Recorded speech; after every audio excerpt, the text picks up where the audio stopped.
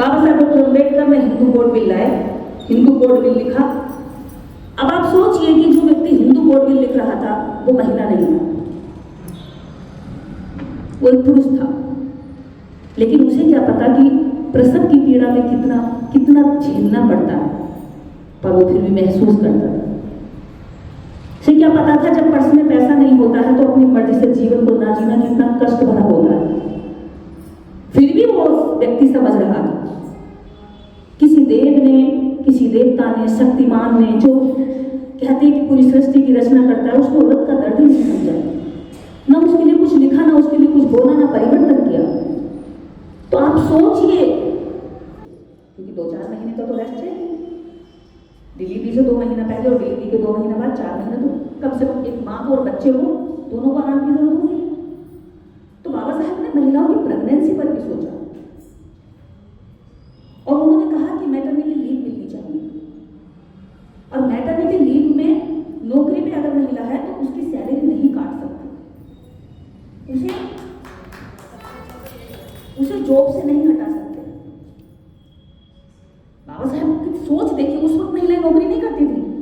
खानों में जगह जगह कोयला निकालने में या मजदूरी करने में या धान गेहूं के खेतों में काम करती थी, पर इस तरह की नौकरियों में नहीं थी महिलाएं।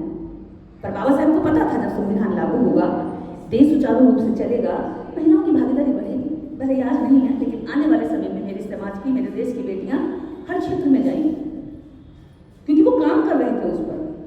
तो उन्हें पता था जब ये नौकरियों में जाएंगी तो इन्हें बच्चों का जन्म जब देना पड़ेगा तो इनके साथ शोषण होगा उस वक्त।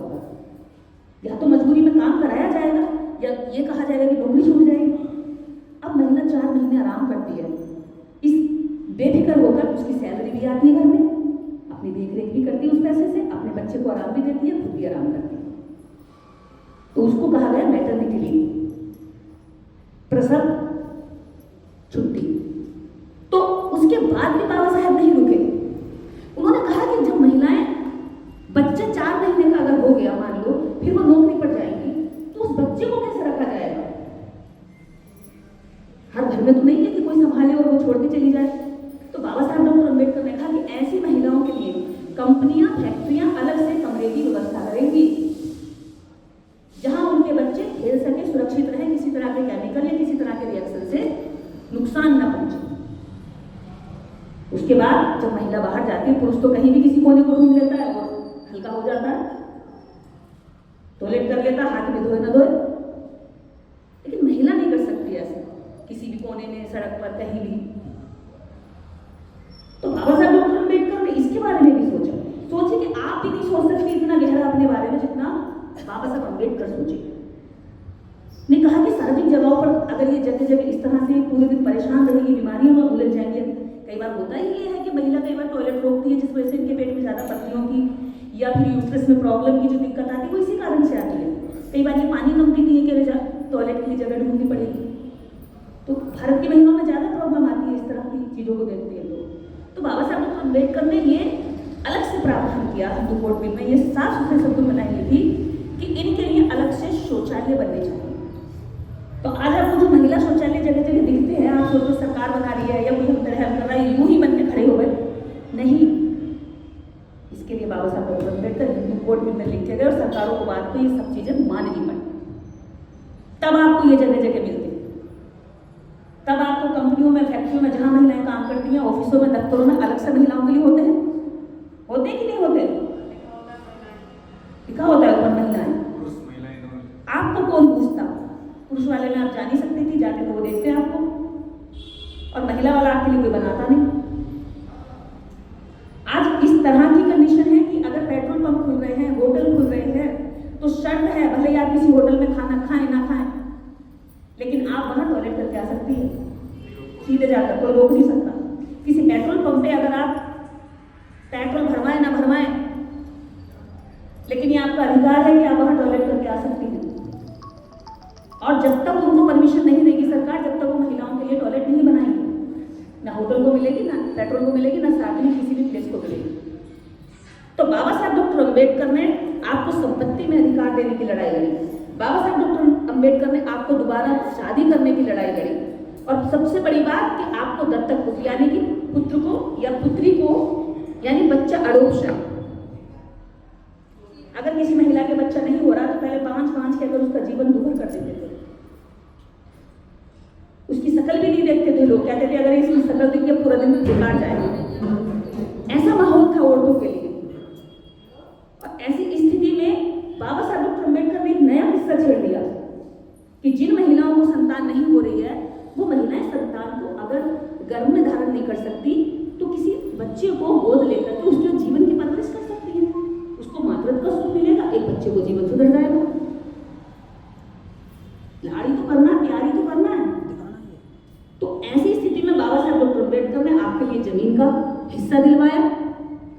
दोबारा विवाह करने का हक दिलवाया।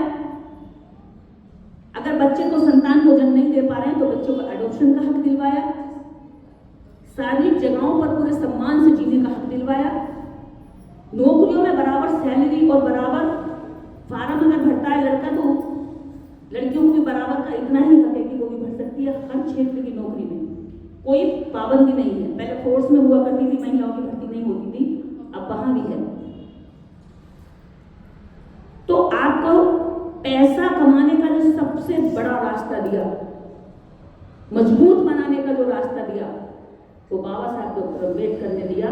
ना किसी कृष्ण ने दिया, ना किसी राम ने दिया, ना किसी शंकर ने दिया। और आप जिस दिन ये बात समझ लेंगी कि बाबा साहब डॉक्टर अम्बेडकर ने आपको क्या क्या दिया, उन सब हिस्से को, हक को आप मांगना शुरू कर देंगे। पिता की संपत्ति में भले बेटियां हक ना मांगे, ये उनकी या तो कमजोरी है या नासमझी है या फिर उनका त्याग, क्योंकि त्याग सिखाया गया है। जिस दिन बेटियां हिस्सा मांगने लगेंगी पिता की संपत्ति में, उस दिन रक्षाबंधन खत्म हो जाएगा, भाई दूज समाप्त हो जाएगा, भात देना, छोचक देना बंद हो जाएगा। कोई भाई बहुत, लेकिन रिश्ते जो बचेंगे ना फिर ओरिजिनल बचेंगे। ये वाले नहीं बचेंगे कि क्योंकि इतने संपत्ति छोड़ी है तो इसलिए इसको दे रहे हैं। जो भी बचेंगे ओरिजिनल रिश्ते बचेंगे। अगर आप भाई के घर जाती हो, वो आपको खाना खिलाता है, तो भाई आपके घर आता तो भाई को आप भी खाना खिलाती। तो यहाँ रिश्ते में हिस्सा छोड़ने की बात कहाँ से आई? लेकिन आपको अगर वहां मिल रहा है तो इसलिए मिल रहा है क्योंकि आपने हिस्सा छोड़ा। पर आप अपने भाई को यहाँ इसलिए खिलाते क्योंकि आपको भाई से बहुत प्यार है। अपने पति के लिए भली रात में 2 बजे उनके खाना ना बनाए, अगर भाई आ गया तो उसकी रात को उनके बनाएंगे। बहन का प्यार बचपन से सिखाया गया। और छोटा भाई भी होगा तो बड़ी बहन पर लगाम लगाएगा, कहाँ जा रही है, क्या पहन रही है, किससे बात कर रही है, उसके साथ क्यों खड़ी थी, उससे क्यों हंस रही थी, उससे क्यों बोल रही थी, वो है कौन, मुझे बताओ। पूरी पाबंदियों पर रखेगा। बहन फिर भी उसे प्यार करेगी। तो बाबा साहब डॉक्टर अम्बेडकर जानते थे कि समाज में इतनी बुराइयां हैं, इतनी रूढ़ियां हैं, और इन रूढ़ियों से निकालने के लिए केवल बातों से काम नहीं चलेगा, उसके लिए कानून की जरूरत पड़ेगी। क्योंकि कानून में प्रत्येक व्यक्ति बंध जाता है और उसको मानता है।